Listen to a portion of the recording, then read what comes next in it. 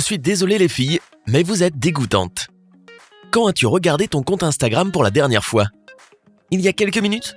Combien de j'aime a obtenu ce selfie que tu viens de poster ? Pas autant que tu l'avais prévu ? Et qu'as-tu ressenti ?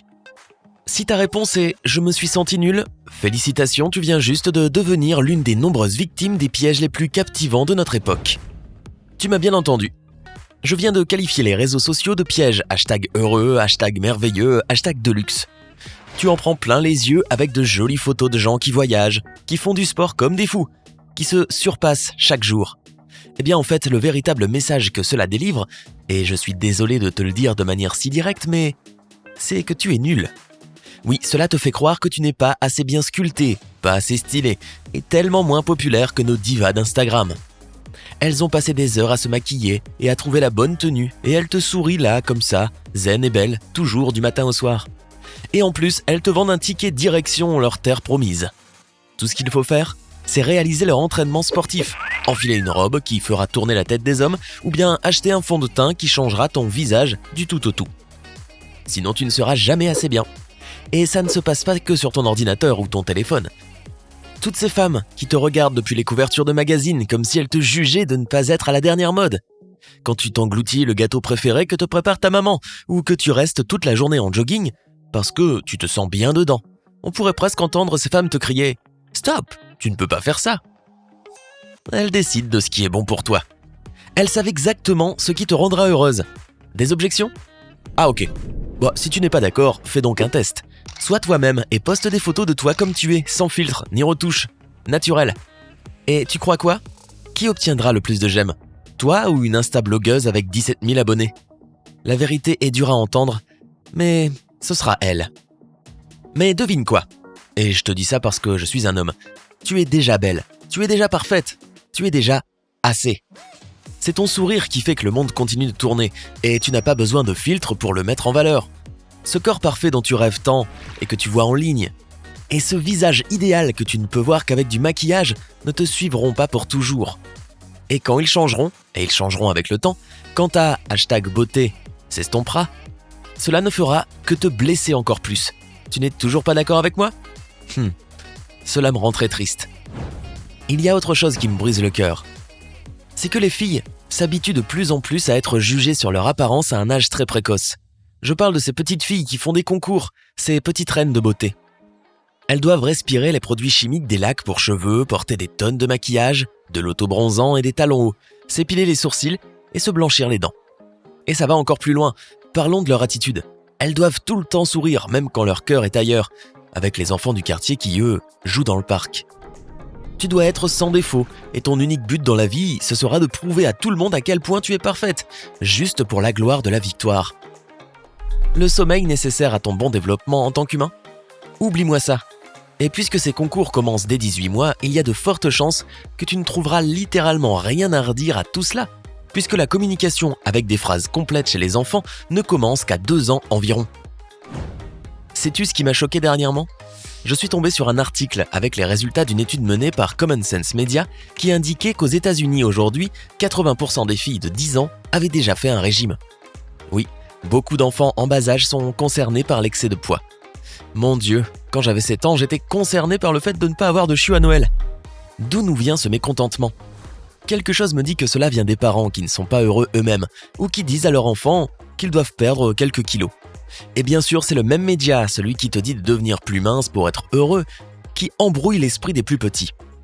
En 2004, un groupe de chercheurs de l'Université de Floride du Sud a observé ce problème et a découvert quelque chose d'intéressant. Dans 72% des films, des émissions de TV et des jeux vidéo, les personnages gentils et positifs sont minces, alors que dans 3 vidéos sur 4, les personnages obèses sont du côté des méchants. Alors, ce n'est pas surprenant de voir que les enfants d'aujourd'hui ne sont pas contents de leur corps. J'ai regardé les statistiques de 2018 du Conseil international de l'information sur la nourriture, et il se trouve qu'un Américain sur 3 est au régime. Bien sûr, tous n'ont pas des problèmes de poids, parfois il s'agit simplement de situations médicales, mais quand même. Au moins la moitié de la population des États-Unis a admis qu'elle avait essayé de perdre du poids à un moment donné. Pour les adolescents, les chiffres sont plus ou moins identiques. Devrais-je te parler des dangers du régime, surtout quand tu joues à l'apprenti nutritionniste et que tu décides de ce qui est bon et mauvais pour toi ? Et quand tu arrêtes de manger tout court parce que tu écoutes les stars des magazines de beauté, anorexie, boulimie et autres troubles ne sont pas tout à fait les meilleures expériences à vivre au cours d'une vie. Et même si on n'arrive pas à ces extrêmes, tu pourrais devenir plus faible, avoir plus de mal à te concentrer, souffrir d'une chute de cheveux, et du côté psychologique, être tout le temps mécontent de toi avoir déprimé. Crois-moi, c'est vrai. Le poids que tu perds a aussi l'habitude de revenir vite fait, donc réfléchis bien. Est-ce que cela en vaut vraiment la peine ? Surtout quand tu es adolescent et que tu as besoin de nutriments pour grandir et bien te développer ? S'entraîner comme un dingue sans la surveillance d'un entraîneur professionnel ne te fera pas du bien non plus. Et porter des gaines ou des corsets pour avoir l'air plus mince, ce n'est pas bon non plus. Cela peut provoquer des problèmes de respiration, des bleus et blesser tes os, sans pour autant rétrécir ta cage thoracique. Peut-être que la nature a voulu que tu aies d'adorables joues et courbes, alors pourquoi se battre contre cela ? Tu ne veux pas devenir une de ces Barbies vivantes, si ? En parlant d'elles, ces filles qui veulent vivre la vie de Barbie en chair et en os vivent sur une autre planète. À chaque fois que je les vois dans les journaux ou sur internet, je me demande ce qui ne tourne pas rond chez elles. Pourquoi choisir d'abandonner son identité pour investir des tonnes d'argent et devenir une poupée ambulante ? Comme cette dame de 55 ans au Royaume-Uni, qui a dépensé plus de 3 millions de dollars pour près de 300 procédures cosmétiques pour ressembler à son idole en plastique. Et elle a donné à sa fille de 7 ans des bons cadeaux pour une chirurgie de la poitrine quand elle aura 18 ans. Il y avait aussi cette femme aux États-Unis qui travaillait en tant que vendeuse et qui ressemblait à Barbie à 18 ans. Elle adorait tellement son image qu'elle s'est fixée pour objectif de devenir Barbie. Elle a fait 5 opérations de la poitrine et de Botox. Nous avons tous déjà vu des images de chirurgie plastique basique. Mais cette femme est allée encore plus loin. Elle a fait de l'hypnothérapie. Elle dit qu'elle veut débloquer son inconscient et réduire son niveau de QI à celui d'une poupée en plastique. Je me demande si elle obtient autant d'attention et d'approbation que d'autres sur les réseaux sociaux. Mais attends, bien sûr que oui, puisque sa transformation est encouragée par des dons de la part de ses fans. Même si tu ne vas pas aussi loin que la chirurgie plastique et que tu ne passes pas par l'hypnothérapie pour te transformer, tu pourrais avoir tenté les injections de Botox. Peut-être que tu as déjà tenté le maquillage permanent. Oui, je parle de ces filles qui se font tatouer leur maquillage sur le visage pour avoir des lignes de lèvres et d'yeux parfaits. Sans parler des sourcils. Voici ce que j'ai à te dire, et je te le dis avec tout mon amour. Arrête tout de suite. Tu es forte, tu es belle. Tu n'as pas besoin de cela. Et même si tes lèvres ne sont pas parfaites, ton esprit l'est. Chéris-le, aime-le et fais passer le mot.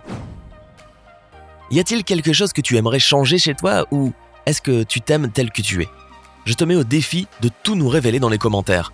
N'oublie pas de donner un j'aime à cette vidéo, de la partager avec tes amis et de cliquer sur s'abonner pour rester avec nous sur Sympa.